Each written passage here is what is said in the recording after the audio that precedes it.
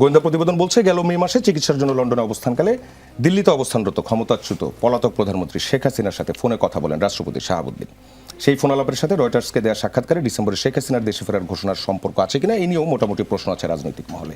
সেই সফর দেখভাল করা পররাষ্ট্র মন্ত্রণালয়ের প্রোটোকল শাখা কিংবা লন্ডনের বাংলাদেশ দূতাবাস এই ঘটনায় জড়িত কিনা সে প্রশ্নটা উঠেছে। পররাষ্ট্র প্রতিমন্ত্রী শামা ওবায়েদ তিনি বলেছেন, ফোন আলাপের ঘটনার সত্যতা যাচাই ও তদন্ত করবে পররাষ্ট্র মন্ত্রণালয়।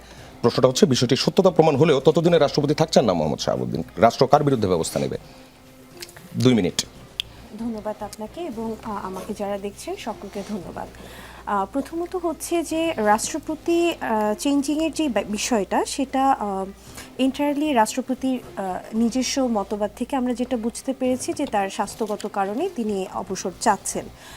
তো যেহেতু সরকার অলরেডি 5 মাস অতিবাহিত করেছে এবং বিগত 18 মাসেও তিনি ছিলেন এবং তার খুব সম্ভবত আমি ভুল না করে 2023 সালে তিনি নিযুক্ত হন।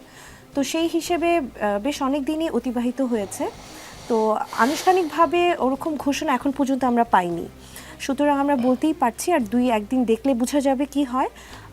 তবে যেহেতু রাষ্ট্রপতি তার নিজস্ব মতবাদ থেকে বলছেন শারীরিকভাবে অসুস্থ, সাংবিধানিক অধিকার অনুযায়ী সাংবিধানিক যে নিয়ম কানুনগুলো আছে সেখানে আমরা দেখতে পাই কোনো রাষ্ট্রপতি যদি স্বেচ্ছায় অসুস্থ থাকে বা কোনো পদ শূন্য থাকে তাহলে সেই ক্ষেত্রে ডেফিনেটলি নতুন রাষ্ট্রপতি নিয়োগের ব্যবস্থা হতে পারে এবং ফর দ্য টাইম বিং আমাদের স্পিকার মহোদয় যিনি আছেন তিনি নিযুক্ত থাকবেন। তো দেখা যাক, let's see what will happen.